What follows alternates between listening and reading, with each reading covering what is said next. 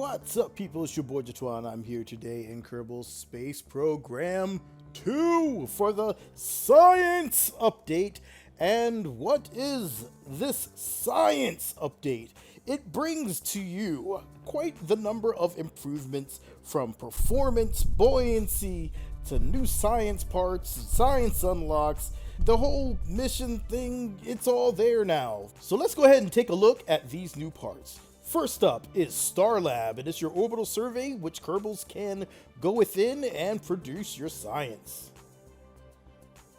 Next up is going to be You Dunk It. And this is a little thing here that looks kind of like a nuclear. It is your marine survey. It is non-explosive unless you happen to, well, come in a little too hot and fast, and then it's going to detonate. But hey, You Dunk It can also take a Kerbal. See with that hatch there and the little window. Great for submersibles. Next up is our radiation survey, and it's going to be key for, well, radiation surveys. Who would have thought? Next up is your actual arm here, and that is your radial surface survey, just like we have in KSP 1. Coming over to KSP 2. From there, we go to the air sniffer, and it gives you atmospheric surveys. Now, say you don't have enough room for that air sniffer, well, they have you taken care of with this little air sniffer, and it's great for your probes. Next up, you have your Science Junior, because one junior is not enough. And lastly, we come over here and we have the mini lab, the radio orbital survey mini lab. It throws me off because it looks so much different here than it does here. And so when I take a look at it, I'm like, oh yeah, that thing. You can see here, it's got some wibble, it's got some wobble, but it stays together. That is actually a dramatic improvement from what we had before the science update. So let's go ahead, we're going to Alt F8 and we're going to kick this thing into orbit, because obviously this thing is not going to launch on its own. And things are looking kind of questionable with that teleport. Things get a little wonky. And things get a little explosive. Now, I know they were advertising having a lot of improvements for performance, so I built this little, quote-unquote, little craft to test that performance. So let's together take a look at the performance gains when we are launching a not-so-sane craft on the launch pad. And here we go. Currently, we're sitting at around, I see a high of about 26 frames per second. And when we launch, music kicks off, we get the thrilling theme, and we get all the effects going, the water spray, and here is the liftoff. We are at 20 frames per second, 19. 19 frames per second. So, if you do things in a sane manner, you can get better frames per second, but of course I don't do things in sane manners all the time. Another thing they said has improved is going to be the stability and the auto struts, because crafts were wobbling. A lot they were wobbling. Launch pad ready to go, skipping countdown, and away it goes. Exhaust everywhere, and normally by now, Longboy is wobbling. Longboy usually wobbles all over the place. But this is a dramatic improvement in stability of the aircraft. That is dramatically improved. It flies straight like an arrow. That is what I would love to see for all crafts going forward. I really hope that this keeps up, because this means I can play the game again and launch my insanely bad rocket designs and see what happens. So one of my favorite things that they've done with the science update is they have improved buoyancy dramatically, so that now you can actually go in here and make sea craft, things like this. And this one is just like one I threw together really quickly. Had a few problems because this one right here keeps saying no air intake available, and I truly believe that is a bug to report. So I'm gonna screenshot that one real quick. But anyhow, the rest of these parts seem to work fairly well. Still getting air intake from here, and the water stability is no longer bouncing the craft all over the place. You have a really stable sea craft, and this makes for a very great potential for some sea adventures for some of those shipbuilders out there. There are a few of us out there still. I happen to be one. I know there's a few others, and hopefully more come.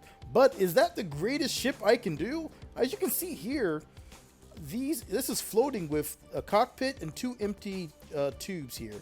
These are two empty tanks. So with just that, it's able to float on the surface. But I find that using wings, while it may lower your frames per second, actually makes it look way better and performs a lot better. Let me present to you Sea Raider. So this is one I made using this wing design. You can see it sits in the water a bit. These are full tanks of fuel, some air intakes, and it's the wings that's giving me all of my buoyancy here. This works extremely well, and it makes the craft, it's not the fastest, but it's more stable, and that's what I want from my sea craft. So let's take a look at the frames per second drop. See, right now, rather than the tanks, we're getting around 54, 40 frames per second. So yeah, you're going to drop a few frames, but you'll have a better performing craft. And as long as it stays over 30, I can't say I'm overly annoyed. So I'll take it. I'll be happier when it's at 60 frames per second on the water. But this is certainly, along with the buoyancy, is certainly something that makes me happy, because I can go in here and have my sea adventures once again like I like to enjoy in KSP1. I want to just briefly touch on mission control here and some of my thoughts about mission control. So this looks really nice. You have the Kerbals kind of animated in the background. Every so often there is a paper airplane that flies across. I've seen it a few times. I'm not going crazy. But you know what I think would make this mission control a lot better is if oh, there's the airplane, paper airplane, paper airplane. I really wish something like this was accessible in multiple places, like from launch, if you had it in the UI, or maybe in the VAB, different places. This should be available from almost every screen where you touch your craft. So you can actively take missions from mission control, and as long as you have communication ability with mission control, be able to accept the mission, do it, and then, you know, return with the rewards, as long as you don't need to immediately come back with it. That's my thoughts on it. Now, let's go ahead and check out the main bread and butter of the science thing here. Is going to be the R&D. Now, I have gone ahead and given myself quite the amount of science points here, because I wanted to be able to show off a lot of these things to you without having to switch back to Sandbox, because Mission Control is not available there. So, to show off, it's kind of similar to KSP1, except for now you have, you know, your different tiers. And I really want to go and show you some of the animations on here when you unlock a tier, because it's really cool. So I'll do that here in a moment.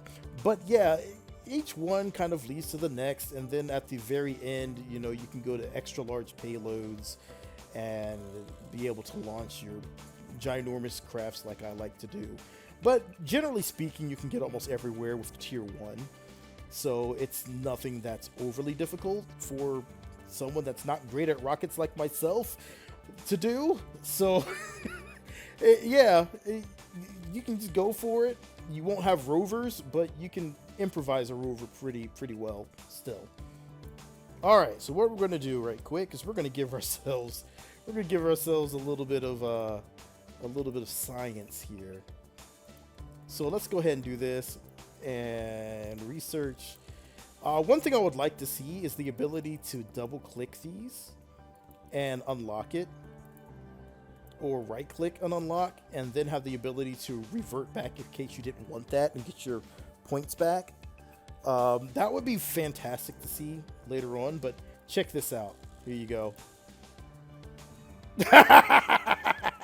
That's the only one I'm going to show you. There are 3 additional ones, and you will have to wait to see those until you play the game. But that is pretty awesome. I like that. It gives like a little arcadey feel to it. So that's something I really enjoyed.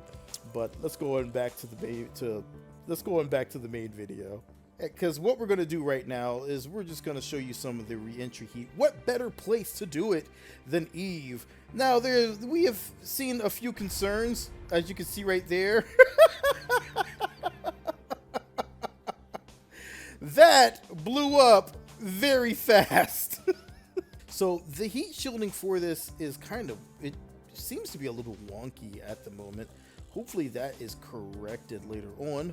But for now, I'm just not seeing any ablator on that one. So it just heats up and it pops, which is very odd. All right, so here we are. Now we can actually hopefully see our ablator usage. See how much ablator we have left. I'm just gonna put this off to the side. There we go, warping in. Ablator is burning off. Unlike the other one, which the ablator just completely got obliterated. That is an awesome view. You know, I was kind of iffy with the graphics on this, with the re-entry heat, because I thought it felt a little cartoony. But now that I have it in first person, this is actually really cool looking. I want to see how much is going to be left over once it's done here. Did it go from 1.48 to 1.49? Did we gain a blader? All right, so let's detach this bad boy. And now we are here with just that. And unfortunately, I think I forgot to pack chutes. This was really a crash test. So what we're going to do is we're going to flip this here. We're going to put our ground. There we go. Nice and pretty like. And we're just going to smash into the ground now. How fast are we going? We're going fast enough to explode. Everything's heating up. We did not explode. Okay. I'll take that. Everything's still nice and warm though. I anticipated that exploding horribly. There was no chutes. I guess we just did a Soviet Venus landing.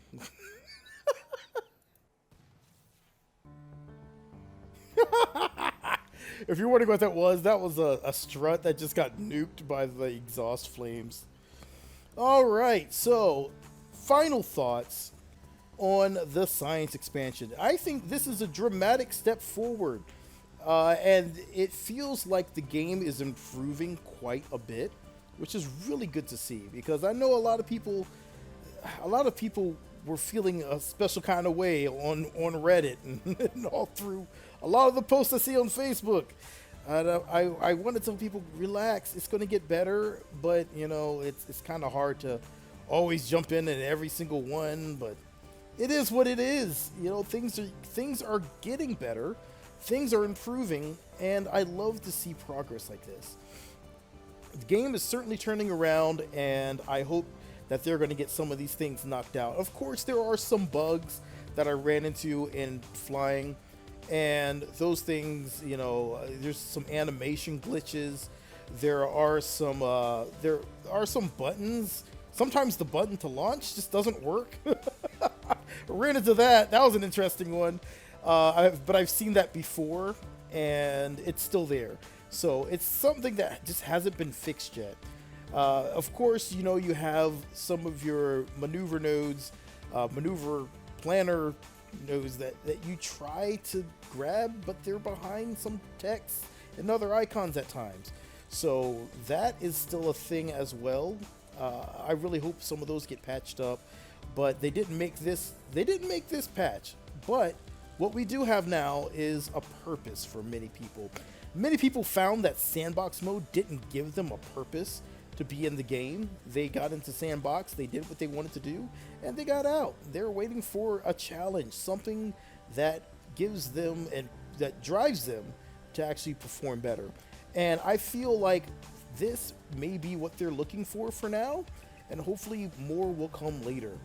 I feel strongly that multiplayer is going to be the absolute best thing that's going to be in KSP2, to be completely honest, because that is what's going to make people come together and play, is multiplayer, especially when you have the sandbox or missions and all the things that are going to be coming along with it.